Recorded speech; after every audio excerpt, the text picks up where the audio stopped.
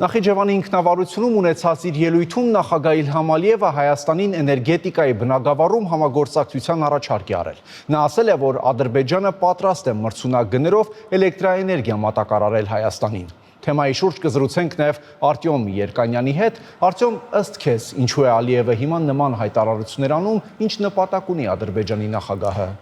Պաստորեն Ալիևը փորձում է մեզ համոզել, որ Սյունիքի տարածքով այդ էլեկտրամիջանցքը իրականում ավելի շատ բխում է Հայաստանի շահերից, այլ ոչ թե Ադրբեջանի, քանի որ դրա շնորհիվ Հայաստանը կկարողանա սպառել ադրբեջանական էլեկտրաէներգիան։ Ալիևը ըստ էության առաջարկում է Հայաստանին հրաժարվել սեփական էլեկտրաէներգիա արտադրելու գաղափարից եւ ձեռք բերել իրենցից մրցունակ գներով էլեկտրաէներգիա։ Հատկանշական է, թե հաշվի առնենք, թե երբ է արվում այս առաջարկը։ Հենց այն շրջանում, երբ Ռուսաստանից սպառնալիքներ են հնչում գազի սակագները բարձրացնելու վերաբերյալ։ Իսկ հենց այդ ռուսական գազից է Հայաստանի ջերմաէլեկտրակայաններում արտադրում էլեկտրոէներգիա Հայաստանը։ Այսինքն Ադրբեջանի նպատակն է հասնել դրան, որ Հայաստանը էներգո ինքնաբավ պետությունից վերածվի էլեկտրաէներգիա ներկրող պետության, ինչը բնական է կազդի Հայաստանի էներգետիկ անվտանգության վրա եւ ըստ էության Ադրբեջանին կտա այսպես կոչված փականի իրավունք, որից բնական է, որ Ադրբեջանը օգտվելու է քաղաքական նպատակներով։ Նշենք, որ Ադրբեջանը առաջին անգամ չէ, որ Հայաստանին այսպես առաջին հայացքից հետաքրքիր առաջարկներ է անում էներգետիկայի ոլորտում։ Աշնանը Հայաստանը Ադրբեջանից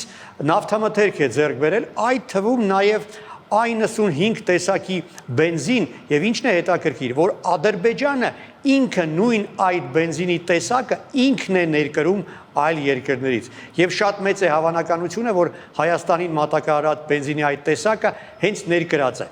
Այսինքն Ադրբեջանը փողով առնում է, հետո փողով Հայաստանին վաճառում է։ Տնտեսական շահ այս դեպքում չակնկալելով, բնական է ուրեմն ակնկալում է քաղաքական ինչ-որ շահ, այսինքն սեփական տնտեսական շահերին հակառակ ինչ-որ քայլերի է գնում, որը կարծում եմ մեզ պետք է որ նաև մտահոգի։ Եվս մեկ անգամ նկատենք, որ Ալիևն իր այդ ելույթում նաև հերթական անգամ Մեծամորի ատոմակայանի փակման պահանջ բարձրաձայնեց։ Այո, արդեն որերորդ անգամ Իլհամ Ալիևը ասում է, որ Մեծամորի ատոմակայանը ողջ տարածաշրջանի համար էկոլոգիական խնդիրների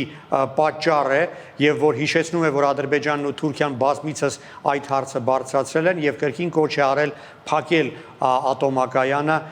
օր առաջ։ Եվ կրկին օգտվելու է Ադրբեջանը այդ հնարավորությունից, որպեսզի Հայաստանին պարտադրի սեփական էլեկտրաէներգիան գնելու հեռանկարը։ Բայց հետաքրքիր է, որտեղից Ալիևին տեղեկություն այն մասին, որ Մեծամորի էլեկտրակայանը վտանգ է իրենից ներկայացնում։ Միակ միջազգային կառույցը, որը իրավասու է նման գնահատականներ տալ, ՄԱԳԱՏԵ-ն է։ Մինչդեռ ՄԱԳԱՏԵ-ի գլխավոր քարտուղար Մարիո Գրոսին շատ հստակ հայտարարել է, որ Մեծամորում անցկացված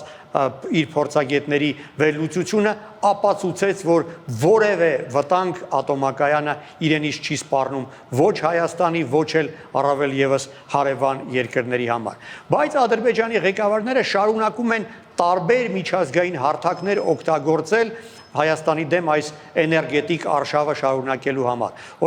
Օրինակ Սեուլի միջազգային էներգետիկ գագաթնաժողովի ժամանակ Իլհամ Ալիևը անձամբ է կոչ արել հասնել նրան, որ ատոմակայանը փակվի։ Դրանից հետո Ադրբեջանի օմբուդսմեն Սաբինա Ալիևան է դիմել միջազգային հանրությանը պնդելով, որ Հայաստանի ատոմակայանը սպառնում է ողջ տարածաշրջանի էկոլոգիային։ Ադրբեջանում մի քանի տասնյակ իրավապաշտպան եւ էկոլոգիական կազմակերպություններ միավորվել են եւ ստեղծել են Anti-Մեծամոր Coalition կոչվող խումբ, որը պնդում է, որ ընդհանրապես Կովկասը պետք է ազատ լինի ատոմային էներգետիկայից։ Եվ այստեղ հետաքրքիր հանգամանք։ Սա տեղի է ունենում այն դեպքում, երբ Ադրբեջանը ինքն է պատրաստվում իր տարածքում ատոմակայան կառուցել։ Անցած տարի Իլհամ Ալիևը հաստատել է, որ Նավայի գյուղում արդեն հատկացվել է տարածքը ատոմակայան կառուցելու համար եւ այդ նպատակով արդեն միլիոնավոր դոլարներ պետական բյուջեից հատկացվել են։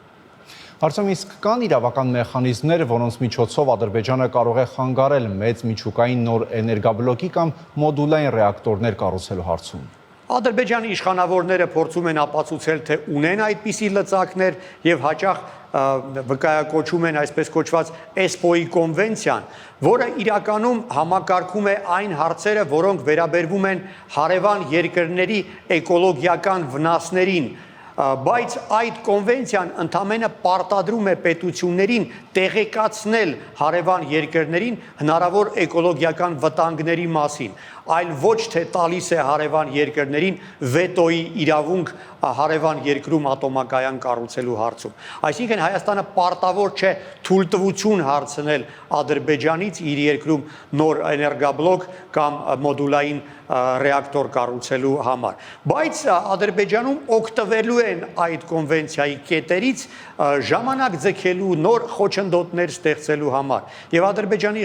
իշխանավորները չեն էլ թաքցնում, որ այդպես են անելու։ Մասնավորապես էներգետիկայի նախարարության կից գործող միջուկային վերլուծությունների կենտրոնի ղեկավար Ադիլ Ղարիբովը վերջերս հայտարարել էր, որ օգտագործելով այդ կոնվենցիան Ադրբեջանը պետք է հետևողական լինի նոր եւ նոր հարցադրումներ բարձրացնելու համար։ Այսինքն ակնարկում է, որ ամեն ինչ անելու են Հայաստանում նոր էներգաբլոկի կառուցմանը խանգարելու համար։ Շնորհակալություն, Արտем։